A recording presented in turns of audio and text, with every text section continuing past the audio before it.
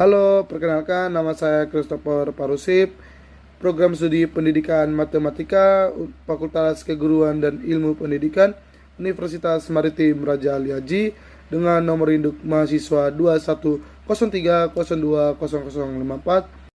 Nah, pada video kali ini saya akan menjelaskan atau membahas tentang revisi taksonomi Bloom. Sebelum kita masuk ke dalam inti materi, maka terlebih dahulu apa sih itu taksonomi Bloom? Taksonomi Bloom adalah suatu ilmu yang mempelajari klasifikasi yang dibuat berdasarkan data penelitian ilmiah mengenai berbagai hal yang dikelompokkan dalam sistematika. Taksonomi Bloom juga adalah struktur hierarki yang mengidentifikasi keterampilan berpikir mulai dari jenjang yang rendah hingga jenjang yang tinggi. Taksonomi Bloom pertama kali diterbitkan pada tahun 1956 oleh seorang psikolog pendidikan, yaitu Benjamin Bloom.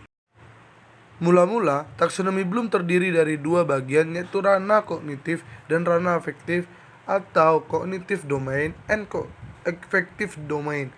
Pada tahun 1966, Simpson menambahkan ranah psikomotorik atau psikomotorik domain untuk melengkapi apa yang telah dibuat oleh Bloom.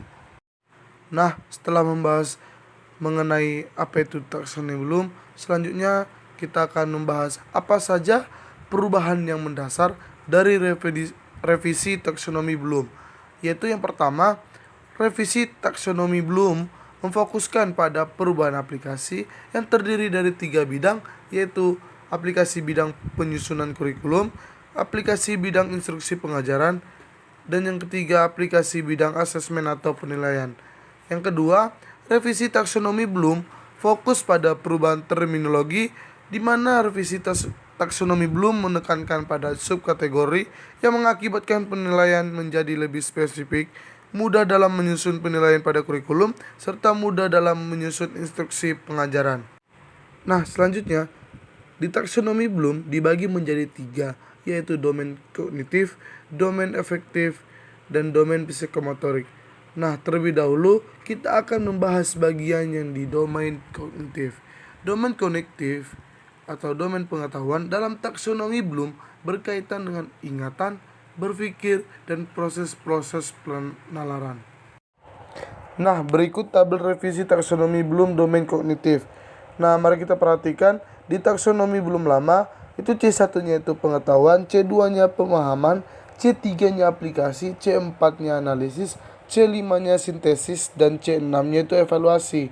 Lalu kita tengok di revisinya atau taksonomi Bloom barunya itu memiliki ada perbedaan itu di C5 dan C6.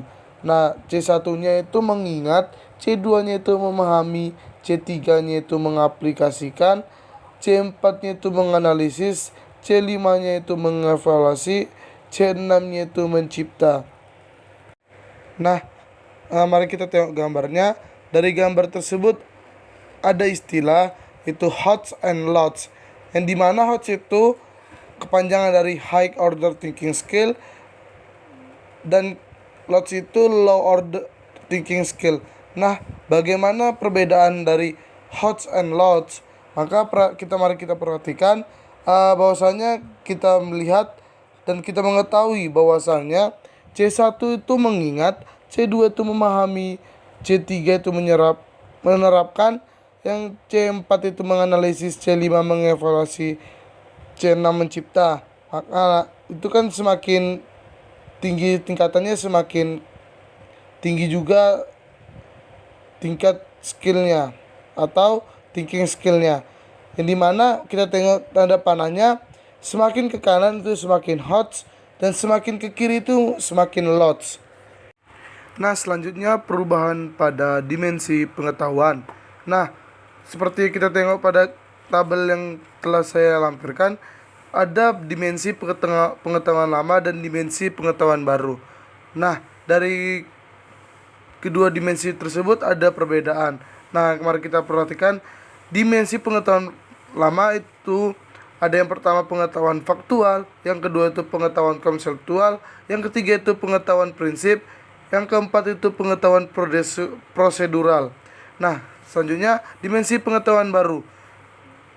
Yang pertama masih sama dengan yang dimensi yang lama, yaitu pengetahuan faktual. Yang kedua juga masih sama, yaitu pengetahuan konseptual. Yang ketiga itu memiliki perbedaan, yaitu pengetahuan prosedural. Dan yang keempat itu pengetahuan metakognitif. Dimensi pengetahuan mencakup spesifikasi domain, pengalaman, konteks sosial dalam proses membangun dan mengembangkan sebuah pengetahuan. 4 jenis pengetahuan tersebut dapat membantu guru dalam merancang dan memutuskan materi apa yang akan disampaikan pada siswa.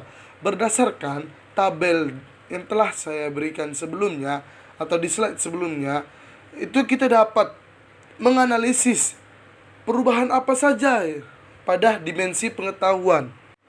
Nah, yang pertama itu dimensi pengetahuan secara berurutan mengalami perubahannya itu dari dimensi pengetahuan lama yang terdiri dari dimensi faktual, konseptual, prinsip, dan prosedural berubah secara berurutan menjadi faktual, konseptual, prosedural, dan metakognisi atau kognifikan.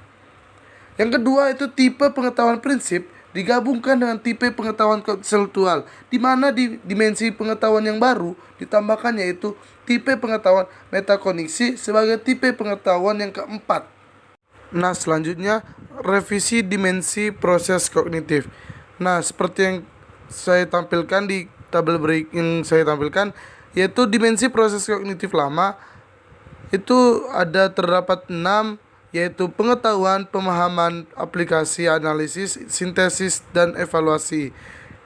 Nah, yang revisinya dimensi proses kognitif baru yaitu pengetahuan, memahami, mengaplikasikan, menganalisis, mengevaluasi, mencipta. Nah, dari kedua proses tersebut yang sama hanya pengetahuan.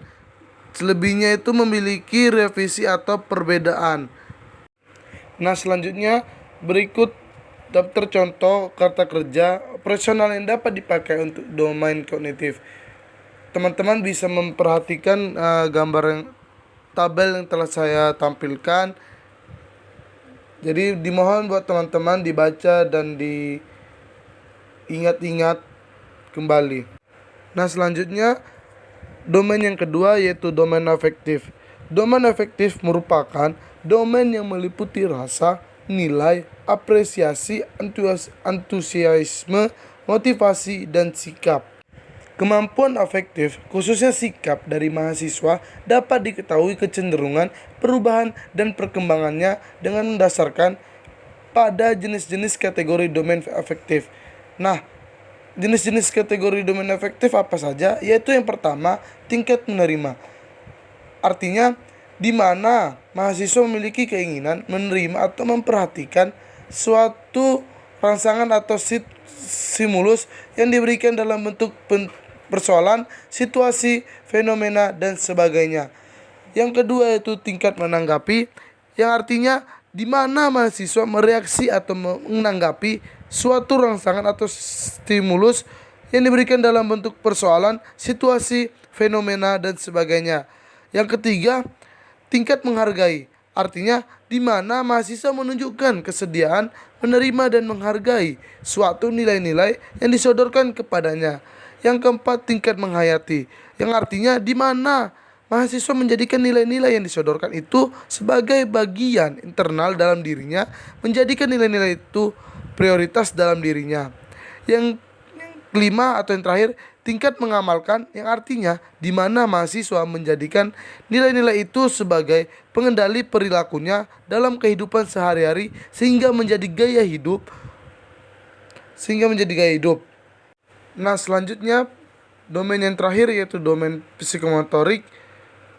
Domain psikomotorik tercetus oleh pemikiran Simpson pada tahun 1966 yang menyatakan bahwa kemampuan psikomotorik berkaitan fisik, koordinasi, dan penggunaan bidang keterampilan motorik yang harus dilatih secara terus-menerus dan diukur dari segi kecepatan, presisi, jarak, prosedur, atau teknik dalam eksekusinya.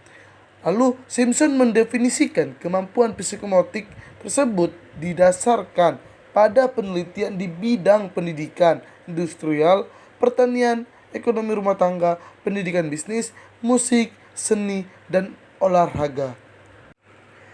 Cukup sekian penjelasan dari saya. Apabila ada kesalahan mohon dimaafkan. Sungguh manis buahku ini, buah dimakan dengan cepat.